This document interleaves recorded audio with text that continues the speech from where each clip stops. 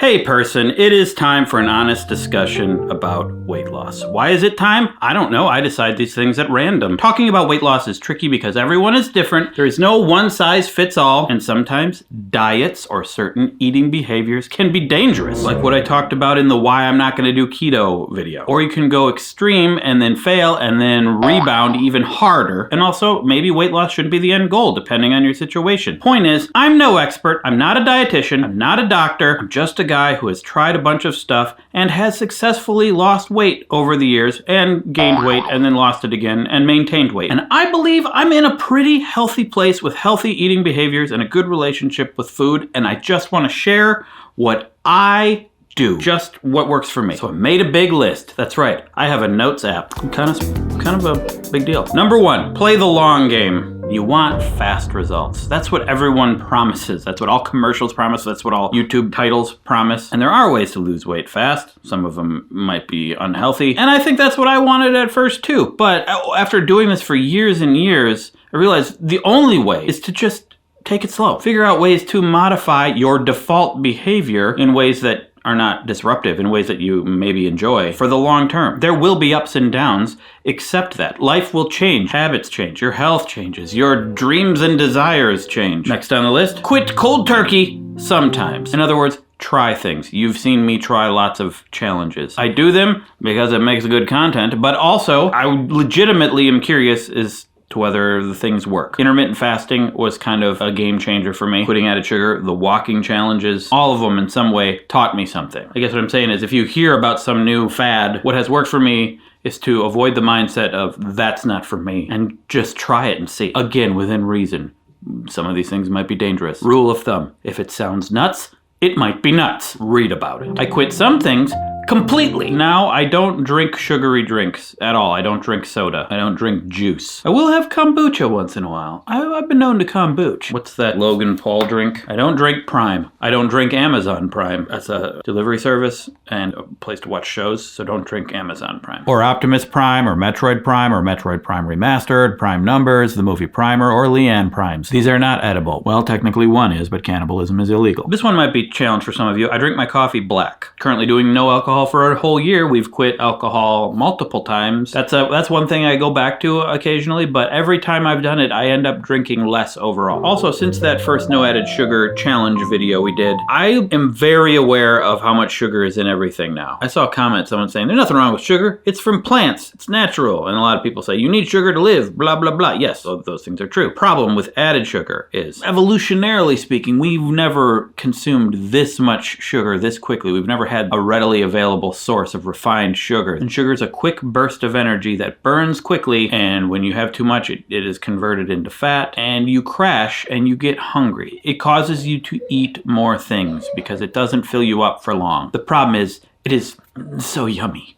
So yummy. But if you have naturally occurring sugar in fruit, it's usually coming packaged with a bunch of fiber, a bunch of other good things. Your body processes it slower and it's not as harmful. And since reducing sugar, I say this all the time and I don't know if people believe me, but things taste sweeter. Carrots taste sweet. Apples have never been more delicious. Blueberries, when you have a sugary thing, it has a deep effect on the taste of everything. If I have a sugary thing and then I drink my coffee tastes worse. I don't get as much of the good natural flavor out of the coffee. Next on the list, you know I was gonna say this. Move. Walk, run, work out, exercise, take the stairs, bike, do a little dance. One reason I walk a lot more than I normally would, we have a dog. Get a dog. So working out is good because muscles apparently process your calories more efficiently. You're gonna store less as fat. Running has been good. Most weight I ever lost, 2015? Training for my marathon. I weighed the most I ever weighed. I weighed a little over 200 pounds. I was doing the educational channel, the good stuff. The crew, my friends, asked me to run a marathon for a video. I said yes. I didn't even know what a marathon was. I thought marathon meant official race. I didn't know that it meant 26.2 miles. Looked up a random marathon training regimen. First day I ran 3 miles, destroyed me. I really want to stop. And then I just continued. Throughout the process, I lost 30 pounds. I've never gone back to that weight, and to this day, I still run all the time. I enjoy running. Not in this terrible winter right now as much, but I do enjoy it. So running helped me immensely that time. But I trained for another marathon. I didn't lose weight during that marathon. I think it's still good for me, and I highly recommend it for anyone who wants to do it, but it's not necessarily the best and the only thing you should do for weight loss. The easiest time I had losing weight, and probably when I lost the second most, was when I did the 20,000 steps a day challenge. I did 10,000 steps, 20,000, and 30,000 step videos. The 20,000 one was the easiest. It was also during the time when I was drinking no alcohol for a year, which might be a factor. Speaking of factor, they don't sponsor this video. That's usually a way I transition into it. 30,000 was too much. Like running, it made me too hungry, and I think I overcompensated. 10,000 was not enough, but 20,000 was the sweet spot. I burned a lot of calories, and I felt like I was eating enough to be full, even though I was still losing weight. I lost 15 pounds. So yeah, you gotta just move. You might not have to move a ton, but you gotta move. And the thing that really helps with that, and which was also a factor in me losing all that weight during the 20,000 steps, tracking the calories and the movement. I've mentioned it before, and I'll mention it again. It's my favorite calorie counting app called Lose It. It is not a sponsor. It's free. I have been using it for many years, maybe a decade now. So I set an amount of calories I want per day with a guide from the app. Sometimes if I do a lot of movement, that might give me more calories I can consume. Using that while doing the 20,000 steps a day, it just worked like a beautiful dream. I'd be at the end of the day, and I'd say I'd have like 400 calories left that I could still consume, and I would still be in what's called a calorie deficit. I would have fewer calories than maintenance, meaning I would lose weight, and I would feel kind of full anyway, because I did have a bunch of food because I had 20,000 steps. But perhaps something even better about using a calorie tracker like Lose It. Over the years of doing it, I have learned so much about how many calories are in all sorts of different things. I'm better at just intuiting how many calories are in things now. And I understand why vegetables are so good for goals like weight loss, because like a giant pile of broccoli is like 40 calories. And fruit, a little more than vegetables, but still a lot of fruit, little calories. But then if you go to the store and you get some processed candy or something, teeny tiny bit, and it's a bunch of calories. It'll also track your macros. Your macros are fat, carbs, and protein. We'll talk about that in a second, but another thing I should mention, look at labels. Geffen, Virgin, Sony Records, no. Food labels. Years of using this has helped me get comfortable looking at labels, seeing the calorie count, seeing the sugar count, seeing the protein count, seeing the plateau count. Our labeling system is not perfect. There's always news about flaws in it. You can't trust everything, but it is a pretty good guide. I was confused most of my life looking at labels. I didn't understand. I didn't pay attention to it. I still don't fully understand everything, but I found a few things to look at when I look at labels. Seeing how much added sugar is in a thing, particularly, how much protein, how much fiber, and whether or not it has tree nuts, because I'm allergic to tree nuts. I mean, I've been doing that my whole life. Consider a food scale. We have a food scale that I use pretty regularly, but I'm also not super strict about any of this. I don't always track my calories. I don't always look at labels. I go in phases, but I keep it a little loosey-goosey because I want to enjoy my life. But doing this repeatedly for years taught me how to intuit what is in what. By intuit, I mean if I'm eating something and I look at a label and I don't like what's in it, I'll go, intuit! You know? Protein and fiber. In general, protein and fiber are my good friends. They never call me or respond to my texts, but it fills me up more and for longer. And when working out, protein helps heal your muscles. And so it's not so hurty. This isn't just a theory. This is something I notice. When I have proteiny things, I get full. I feel good. So like meat, tofu, beans, nuts. I'm allergic to tree nuts though. I will have peanuts, which have protein, even though they also come with a lot of fat, but that's okay. Apples and various fruits and vegetables have a lot of fiber. Another snack I have nearly every day is plain Greek yogurt and granola. Plain Greek yogurt is a super protein source, and granola is a great source of granola. That reminds me, next on the list, have healthier snacks around. Here are some snacks I eat. Apple and natural peanut butter. I eat it every single day. It fills me up. It's delicious. And when I don't eat a lot of sugar, it's very sweet. There is protein in the peanut butter, but it is a lot of carbs and fat. But so what? I get protein and fiber in other ways. For breakfast, I have eggs and black beans every single day with salsa. It's delicious. And sometimes for a snack or just straight up lunch, I will have plain Greek yogurt, blueberries, chia seeds, and granola. Being allergic to tree nuts, it's challenging to find the right granola, but I have found a few. Again, not sponsors, but Purely Elizabeth is super delicious. It's the sweeter one. It has some added sugar, but they have it at the grocery store that's closer to us. But Cascadian Farm Blueberry Vanilla has no sugar, also super delicious. But it's a great source of protein, and it really fills you up. It gives you bang for your caloric buck. And who doesn't want their caloric buck banged, you know?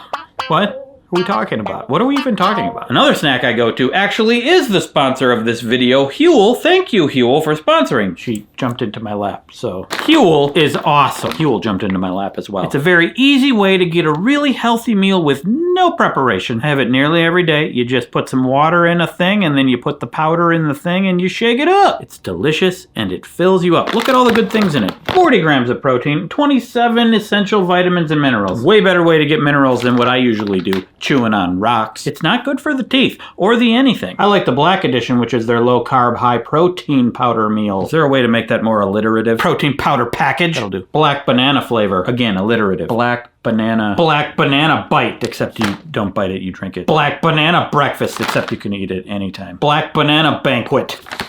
Good enough. Plant-based, gluten-free, and no artificial sweeteners. It falls right in line with all the things I've been talking about. You have some Huel, you feel full and satisfied, and you have a lot of good things inside you. I mean, besides your charm. You're so charming, Gary. And Bunny likes it too, don't you, Bunny? Bark, absolutely not. It's not for dogs. Oh, right. Yeah, not for dogs. And how do I know it has all that good stuff? Well, it's designed by plumbers and arborists. No, nutritionists and dietitians. I always get those confused. Basically, you're getting a high-quality breakfast or lunch for doing basically nothing for $2.50 a meal. Go to Huel.com/Wheezy or click the link in the doobly-doo to get 15% off your first Huel order plus a free shaker and t-shirt, a value of $40. That's Huel.com/Wheezy for 15% off. Life shouldn't stop you from eating healthy, nor stop you from the opportunity to shake, shake, shake. Shake that bottle. I'm a dork. Check out Huel today. Thank you. Now, back to snacks. Here's a big one. Chocolate. Look, it's so big I had to hyphenate it. Rika dark roasted pink sea salt. Again, not a sponsor, but it is one of the only completely tree nut free dark chocolates that come in small. Because if I have like a big honkin' chocolate, I'm just gonna eat more of it. It's like microdosing the sugar, you know? I mean, purists would say just don't have it at all, but I also want to enjoy life. Also, if you're a carnivore, just having some cooked chicken around. Huge source of protein. Triscuits and hummus, or if you're ambitious, broccoli and hummus. Just healthier options to stave off the hunger demons so you don't have to eat a ton to feel full. Because I could grab a bag of Doritos, but I could feel like I can eat a half a bag of Doritos before I will feel as full as just a little bit of yogurt. Which brings us to the next thing on the list. Pay attention to your hunger level. This may be the biggest difference between old Craig and young Craig right now. When I'm not hungry, I try not to eat, regardless of what everyone else is doing. Like everyone's like, hey, let's go get some pizza. If I'm not hungry, I'm not gonna partake in eating the pizza. Old Craig didn't think about hunger at all. It was just about the event. Oh, it's lunchtime. Gom, gom, gom. Oh, it's dinner time. Gom, gom, gom. Oh, we're at a party. Chips and salsa. Nom, nom. Didn't think about how I felt in my stomach at all. And my default was to eat until I felt too full. That was my indication that I ate enough. I'm uncomfortably full. Okay, I'm done. Oh, my belly. My belly. My belly is full. My belly. My belly. My belly is full. Eat and grow. Eat and grow. It wasn't necessarily a problem when I was waiting tables because I would usually walk it off. Once I got an office job, I was sitting around all day.